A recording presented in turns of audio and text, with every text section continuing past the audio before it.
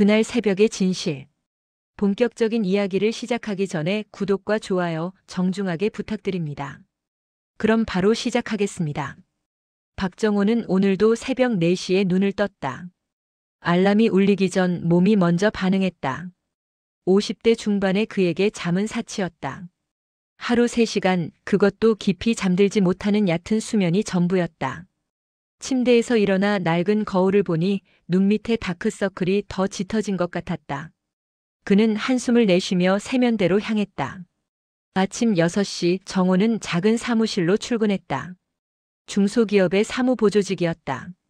서류 정리, 심부름, 청소까지 잡다한 일들을 도맡았다. 젊은 직원들은 그를 아저씨라고 불렀다. 존댓말을 쓰지만 그 안에 담긴 건 존중이 아니라 거리였다. 점심시간 정호는 편의점에서 산 삼각김밥 2개로 끼니를 때웠다. 따뜻한 밥 한 끼가 그리웠지만 돈을 아껴야 했다. 오후 5시 정호는 퇴근과 동시에 택배, 상하차 일을 시작했다. 무거운 박스들을 나르며 허리가 끊어질 것 같았지만 멈출 수 없었다. 밤 10시까지 일하고 나면 온몸이 비명을 질렀다. 그래도 집으로 돌아가는 발걸음은 가벼웠다. 가족이 있었기 때문이었다. 아내와 대학생 딸, 그들을 위해서라면 이 정도 고생쯤은 견딜 수 있었다. 집 앞 계단을 오르던 정호는 옆집 문이 열리는 소리를 들었다. 윤선이 아주머니였다. 그녀는 언제 봐도 단정했다. 깔끔한 옷차림에 차분한 말투, 품위 있는 미소까지. 정호는 그녀를 볼 때면 이 각박한 세상에도 아직 품격이 남아있다고 느꼈다. 늦으셨네요, 박 선생님. 고생 많으세요. 윤선이가 따뜻하게 말했다. 정호는 어색하게 웃으며 고개를 숙였다. 아닙니다. 아주머니도 편히 쉬세요. 그녀의 미소를 보며 정호는 작은 위안을 얻었다. 세상이 아무리 힘들어도 저런 사람이 있다는 것만으로 살아갈 이유가 생겼다. 그는 집 안으로 들어가 소파에 몸을 던졌다. 잠시 후면 다시 새벽 배송을 나가야 했다. 눈을 감으니 피로가 밀려왔다. 하지만 정호는 알고 있었다. 내일도 모레도 이 고단한 하루는 끝나지 않을 것이라는 걸. 그래도 괜찮았다. 가족이 있으니까. 그 생각만으로 그는 다시 일어날 힘을 얻었다. 새벽 2시 정호는 택배 트럭에 올랐다. 차가운 공기가 폐를 파고들었지만 정신이 또렷해졌다. 배송할 물건들이 가득 실린 트럭은 무거웠고 그의 어깨도 마찬가지였다. 그는 익숙한 경로를 따라 주택가를 돌았다. 이 시간 거리는 고요했다. 가로등 불빛만이 외로운 그림자를 만들어냈다. 평소처럼 한 모텔 앞을 지나가던 순간이었다. 정호는 무심코 고개를 돌렸다가 멈춰섰다. 모텔 입구에서 2사람이 나오고 있었다. 중년의 남자와 여자. 여자의 실루엣이 묘하게 낯익었다. 정호는 눈을 가늘게 뜨고 그들을 바라봤다. 여자가 고개를 들어 주변을 살피는 순간 정호의 심장이 멎었다. 윤선이었다. 그녀는 남자와 함께 재빨리 차에 올랐다. 아무 일 없다는 듯 자연스럽게, 마치 익숙한 일상처럼. 차는 곧 어둠 속으로 사라졌다. 정호는 그 자리에 얼어붙은 채 한동안 움직이지 못했다. 트럭 엔진 소리만이 정막을 깨뜨렸다. 아니야. 내가 잘못 본 거야. 정호는 스스로를 설득하려 했다. 하지만 그녀의 얼굴은 너무나 선명했다. 그 단정한 옷차림, 차분한 걸음걸이, 모두 윤선이 그 자체였다. 가슴속에서 무언가가 무너지는 소리가 들렸다. 그가 믿었던 세상의 한 조각이 산산이 부서지고 있었다. 배송을 마치고 집으로 돌아온 정호는 잠을 이룰 수 없었다. 천장을 바라보며 계속해서 그 장면이 재생됐다. 모텔을 나오는 그녀, 남자와 함께 차에 타는 모습, 그리고 아무렇지 않게 사라지는 뒷모습. 정호는 이불을 머리까지 끌어올렸다. 그럴 리가 없어. 그 사람은 그런 사람이 아니야. 하지만 아무리 부정해도 현실은 변하지 않았다. 그는 자신이 본 것을 믿고 싶지 않았지만 동시에 부인할 수도 없었다. 새벽 공기는 차가웠지만 정호의 이마엔 식은 땀이 맺혔다. 그가 유일하게 믿었던 품위, 그 마지막 보루가 흔들리고 있었다. 세상은 생각보다 더 잔인했다. 며칠이 지났지만 정호의 머릿속은 여전히 혼란스러웠다. 그날 본 장면은 꿈처럼 비현실적이었지만 동시에 너무나 선명했다. 출근길에 윤선이와 마주칠 때마다 정호의 가슴은 불편하게 조였다. 그녀는 여전히 단정한 옷차림에 온화한 미소를 지었다. 하지만 이제 그 미소가 가식처럼 느껴졌다. 박 선생님, 오늘도 일찍 나가시네요. 윤선이가 평소처럼 인사했다. 정호는 어색하게 고개만 끄덕였다. 말이 목구멍에서 맴돌았지만 나오지 않았다. 그는 황급히 그 자리를 벗어났다. 뒤돌아서는 순간 등 뒤로 그녀의 시선이 느껴지는 것 같았다. 회사에서도 택배 일을 할 때도 정호는 집중할 수 없었다. 동료가 말을 걸어도 제대로 듣지 못했다. 머릿속은 온통 그 모텔 앞 장면으로 가득했다. 그는 스스로에게 물었다. 내가 왜 이렇게까지 신경 쓰는 걸까? 그녀는 이웃일 뿐인데. 하지만 답은 명확했다. 그녀는 정호에게 단순한 이웃 이상이었다. 그녀는 이 각박한 세상에서 마지막으로 남은 품위의 상징이었다. 밤늦게 귀가한 정호는 계단에서 그녀와 다시 마주쳤다. 윤선이는 쓰레기 봉투를 들고 나오는 중이었다. 두 사람의 눈이 마주쳤다. 정호는 재빨리 시선을 피했다. 하지만 윤선이는 자연스럽게 말을 걸었다. 요즘 많이 피곤해 보이세요. 건강 챙기셔야죠. 건강이 재산이잖아요. 네, 감사합니다. 정호의 목소리는 평소보다 낮고 떨렸다. 윤선이는 잠시 그를 바라보다가 조용히 돌아섰다. 정호는 그녀의 뒷모습을 보며 생각했다. 혹시 내가 오해한 건 아닐까? 어둠 속에서 사람을 잘못 본 건 아닐까? 하지만 그 가능성은 희박했다. 그는 그녀의 얼굴을 너무나 잘 알고 있었다. 집 안으로 들어간 정호는 창문 너머로 그녀의 집을 바라봤다. 불이 켜진 창문 사이로 그녀의 그림자가 움직였다. 평범한 일상을 살아가는 것처럼 보였다. 정호는 한숨을 내쉬었다. 사람은 겉모습만으로 알 수 없다는 걸 그는 이제야 깨달았다. 그날은 평소보다 배송 물량이 적었다. 정호는 예상보다 일찍 일을 마치고 귀가길에 올랐다. 새벽 1시 거리는 고요했다. 그는 트럭을 몰며 무심코 그 모텔 앞을 지나갔다. 그리고 멈춰섰다. 익숙한 차 한 대가 모텔 주차장에 서 있었다. 바로 윤선이의 차였다. 정호의 손이 떨렸다. 핸들을 잡은 손에 힘이 들어갔다. 그는 트럭을 길 한쪽에 세우고 모텔을 바라봤다.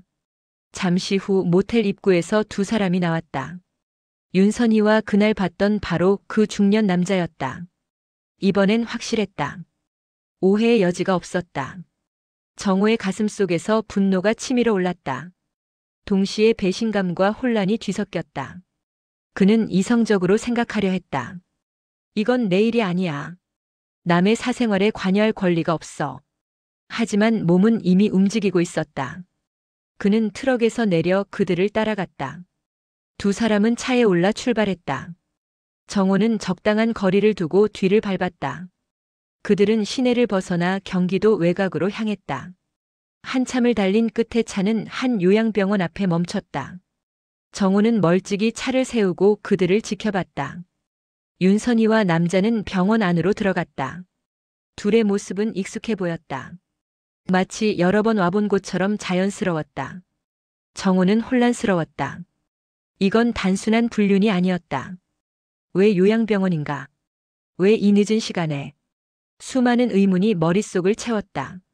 1시간쯤 지나 두 사람이 다시 나왔다. 윤선이의 표정은 지쳐 보였다. 남자는 그녀의 어깨에 손을 올렸고 윤선이는 고개를 숙인 채 차에 올랐다. 정호는 그들이 떠나는 걸 지켜본 후에야 병원 간판을 제대로 봤다. 사랑요양병원. 낡고 작은 간판이었다. 정호는 차 안에 앉아 한참을 생각에 잠겼다. 뭔가 더 큰 이야기가 숨어 있는 것 같았다. 단순히 도덕적으로 판단할 수 없는 복잡한 사정이 얽혀 있을지도 몰랐다. 다음 날 정호는 그 요양병원에 대해 알아보기로 했다. 인터넷을 검색해봤지만 특별한 정보는 나오지 않았다. 작고 오래된 병원이었다. 몇몇 리뷰에는 시설이 낡았다는 평이 있었고 직원들이 불친절하다는 내용도 있었다. 하지만 그것만으로는 윤선이와 그 남자의 관계를 설명할 수 없었다. 며칠 후 정호는 어느 토요일 오후 직접 그 병원을 찾아갔다. 낡은 건물은 외관부터 을씨년스러웠다. 주차장엔 차가 몇 대 없었고 병원 간판은 빛바랜 채 삐뚤어져 있었다. 정호는 병원 안으로 들어갔다. 복도는 소독약 냄새와 오래된 건물 특유의 곰팡이 냄새가 섞여 있었다. 간호사 한 명이 무심하게 그를 바라봤다. 어떻게 오셨어요? 아, 환자 면회 왔는데요. 윤 씨 성을 가진 분이 계신가 해서요. 간호사는 컴퓨터를 확인하더니 고개를 끄덕였다. 305호에 계세요. 3층이에요. 정호는 천천히 3층으로 올라갔다. 복도를 걷다가 305호 앞에서 멈췄다. 문 너머로 희미한 신음소리가 들렸다. 그는 노크하지 않고 가만히 서 있었다. 그때 뒤에서 목소리가 들렸다. 뭐 하는 사람이야? 정호는 깜짝 놀라 뒤를 돌아봤다. 중년의 남자가 서 있었다. 바로 윤선희와 함께 있던 그 남자였다. 정호는 당황했지만 침착하게 대답했다. 아, 저는 환자 가족입니다. 남자는 의심스러운 눈빛으로 정호를 훑어봤다. 305호 환자 가족이라고. 처음 보는데. 먼 친척이에요. 남자는 코웃음을 쳤다. 먼 친척? 이 환자한테 면회 오는 사람은 딱 한 명밖에 없는데. 정호는 더 이상 변명할 수 없었다. 남자는 정호의 팔을 잡으며 낮은 목소리로 말했다. 여기서 수상하게 굴지 말고 나가. 괜히 문제 만들지 말고. 정호는 남자의 손을 뿌리치며 물었다. 당신은 누구죠? 왜 윤선혜 씨와 같이 다니는 겁니까? 남자의 표정이 굳어졌다. 그는 주변을 살피더니 정호를 복도 구석으로 끌고 갔다. 그리고 냉소를 지었다. 여기 원장이 나야. 이 병원은 내 거고 그 여자도 내 말을 듣는 거야. 정호는 동네 슈퍼에서 우연히 같은 아파트에 사는 다른 주민을 만났다. 나이 지긋한 여성이었는데 동네 소식통으로 유명했다. 정호는 조심스럽게 윤선희에 대해 물었다. 윤 선생 아주머니 아세요? 윤선혜 씨? 그럼요. 참 점잖은 분이죠. 혹시 그 집에 대해 아시는 게 있으세요? 여성은 잠시 주변을 살피더니 목소리를 낮췄다.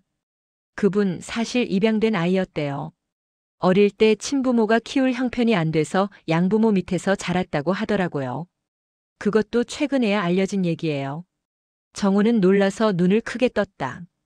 그럼 친부모는 어디 계신데요? 친어머니가 요양병원에 계신다고 들었어요. 경기도 어딘가에. 남편도 가족도 그 사실을 몰랐다는데 몇 년 전에 어머니가 아프셔서 연락이 왔나 봐요. 그때부터 몰래 돌보고 계신다던데. 정호의 머릿속이 복잡해졌다. 그렇다면 그 남자는 누구일까? 병원장이라고 했던 그의 말이 떠올랐다. 수많은 가능성이 떠올랐지만 확신할 수 없었다. 여성은 계속 말을 이었다. 참 안 됐죠. 남편한테 말도 못하고 혼자 감당하려니 얼마나 힘들었겠어요. 치료비도 만만치 않을 텐데. 정호는 고개를 끄덕이며 자리를 떴다. 집으로 돌아오는 길 그의 마음은 더욱 무거워졌다. 윤선희는 비밀을 안고 살아왔다.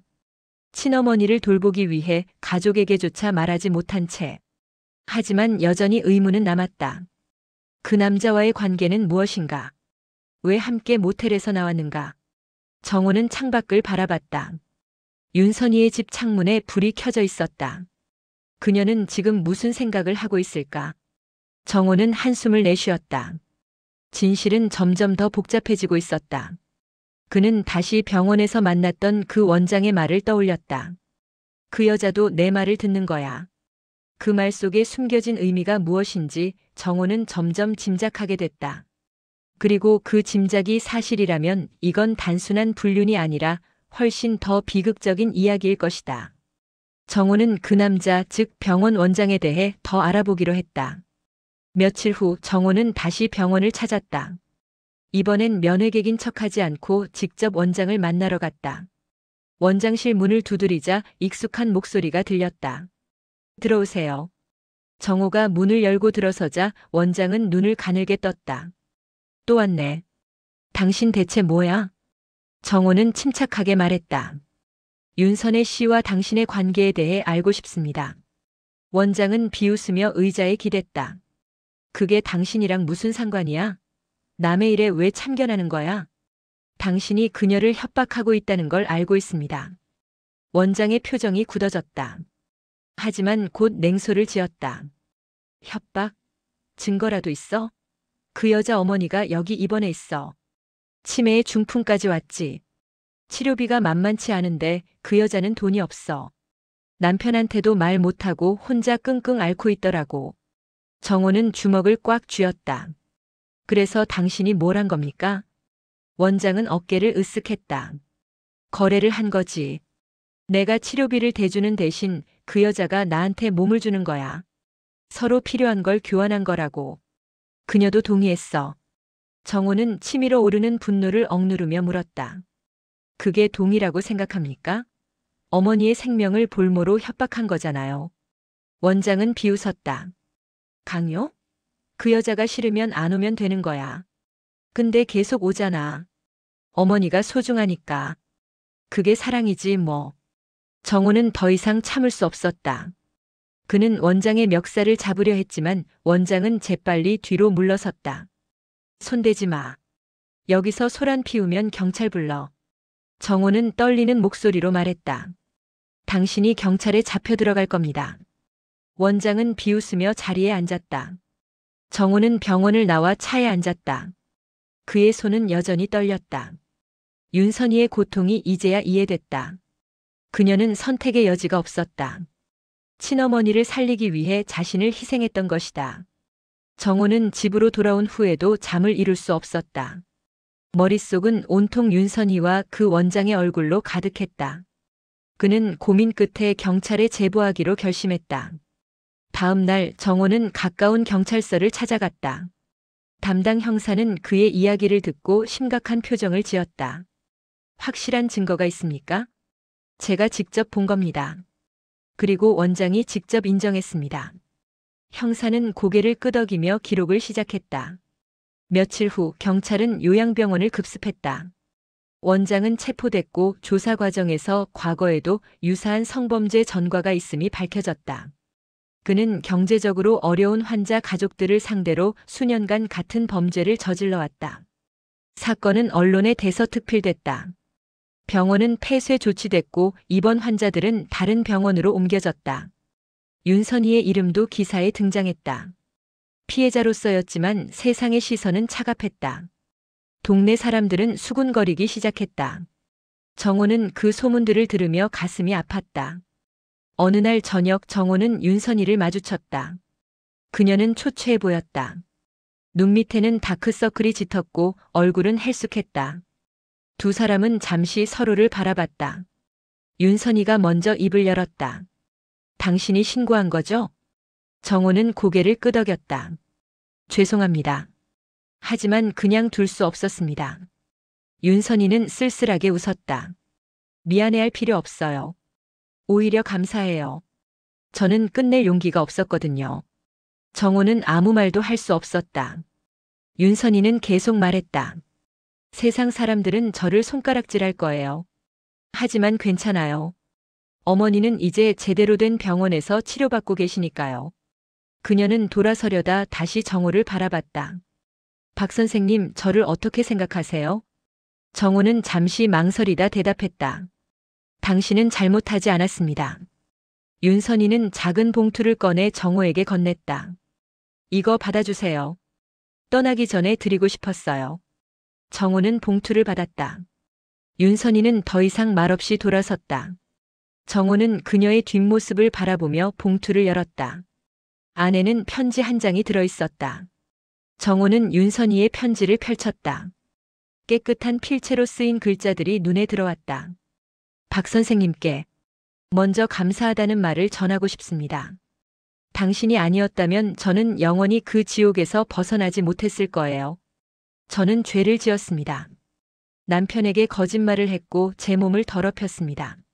하지만 그 죄는 사랑하는 사람을 살리려는 절박함이었어요. 어릴 적 저는 친부모에게 버려졌습니다. 양부모님은 저를 따뜻하게 키워주셨지만 마음 한편엔 늘 빈자리가 있었어요. 성인이 되어 친어머니를 찾았을 때 그분은 이미 많이 아프셨습니다. 가난 때문에 저를 포기할 수밖에 없었다는 어머니의 눈물을 보며 저는 다짐했습니다. 이번엔 제가 어머니를 지키겠다고. 하지만 현실은 냉혹했습니다. 치료비는 감당할 수 없었고 남편에게 말할 수도 없었어요. 그때 그 원장이 손을 내밀었습니다. 처음엔 거절했어요. 하지만 어머니의 상태가 악화되자 저는 무너졌습니다. 매번 그곳을 나올 때마다 제 자신이 더러워지는 느낌이었어요. 거울을 볼 수 없었고 남편의 눈을 똑바로 바라볼 수도 없었습니다. 하지만 멈출 수 없었어요. 어머니는 제가 유일한 희망이었으니까요. 당신이 본 건 제 부끄러운 모습이지만 동시에 제 가장 인간적인 모습이기도 했습니다. 저는 완벽한 사람이 아니었어요. 그저 필사적으로 사랑하는 사람을 지키려던 나약한 인간이었습니다. 이제 저는 떠납니다. 두 분의 어머니를 모시고 조용한 곳으로 갈 거예요. 남편과는 이혼했습니다. 그분에게 더 이상 짐이 되고 싶지 않아요. 세상의 손가락질이 두렵지만 어머니와 함께라면 견딜 수 있을 것 같습니다. 박 선생님, 부디 건강하세요. 감사합니다. 정호는 편지를 읽으며 눈시울이 뜨거워졌다. 그는 한동안 아무 말도 하지 못한 채 그 자리에 서 있었다. 윤선희의 고통, 그녀의 선택, 그리고 그녀의 용기가 가슴을 울렸다. 정호는 편지를 조심스럽게 접어 주머니에 넣었다. 몇 달이 흘렀다. 요양병원은 완전히 폐업했고 원장은 법의 심판을 받아 징역형을 선고받았다. 사건은 점차 사람들의 기억에서 잊혀졌다. 하지만 정호는 잊지 않았다. 윤선희의 편지는 여전히 그의 주머니 속에 있었다. 정호는 여전히 택배 일을 하고 있었다. 새벽 배송길은 여전히 고단했고 몸은 여전히 무겁고 피곤했다. 하지만 무언가 달라진 게 있었다. 그는 더 이상 사람들을 겉모습만으로 판단하지 않게 됐다. 모든 사람에게는 말하지 못할 사연이 있다는 걸 이제 알았다. 어느 새벽 정호는 배송을 마치고 하늘을 올려다봤다. 동쪽 하늘이 서서히 밝아오고 있었다. 그는 윤선희가 어디선가 두 분의 어머니와 함께 평온하게 살고 있기를 바랐다. 그녀가 다시 미소 지을 수 있기를, 세상의 따가운 시선에서 벗어나 자유로워지기를 기도했다. 누구에게나 말하지 못할 진실이 하나쯤은 있겠지. 정호는 작게 중얼거렸다. 그는 트럭에 올라 시동을 걸었다. 새로운 하루가 시작되고 있었다. 여전히 빚은 남아있었고 일은 고됐다. 하지만 정호의 마음속엔 작은 변화가 일어나고 있었다. 집으로 돌아오는 길 정호는 윤선희가 살던 집 앞을 지나쳤다. 이제 그 집엔 다른 가족이 살고 있었다. 창문 너머로 아이들의 웃음소리가 들렸다. 정호는 잠시 차를 세우고 그 집을 바라봤다. 그리고 조용히 미소 지었다. 세상은 복잡했다. 선과 악으로만 나눌 수 없는 수많은 회색지대가 있었다. 사람들은 각자의 이유로 선택하고 그 선택의 무게를 혼자 짊어졌다. 정호는 이제 그걸 이해했다. 그는 다시 시동을 걸었다. 집에 가면 아내와 딸이 기다리고 있을 것이다. 따뜻한 밥 한 끼와 평범한 대화. 그것만으로도 충분했다. 정호의 새벽은 여전히 어두웠지만 마음속엔 작은 빛이 켜져 있었다. 트럭이 골목을 빠져나가며 아침 햇살이 정호의 얼굴을 비췄다. 그는 눈을 가늘게 뜨고 앞을 바라봤다. 길은 여전히 멀었지만 그는 더 이상 두렵지 않았다. 삶은 계속됐고 그는 오늘도 살아갈 것이다. 윤선희처럼 자신만의 방식으로. 정호는 핸들을 꽉 잡았다. 그의 하루가 또다시 시작되고 있었다. 이번 영상을 시청해 주셔서 감사드립니다. 이야기를 들으시고 느낀 감정이 있다면 간단하게 댓글로 남겨주시고 구독과 좋아요, 응원 부탁드립니다. 구독자 여러분의 한마디는 누군가에게 큰 위로와 용기가 될 수 있습니다.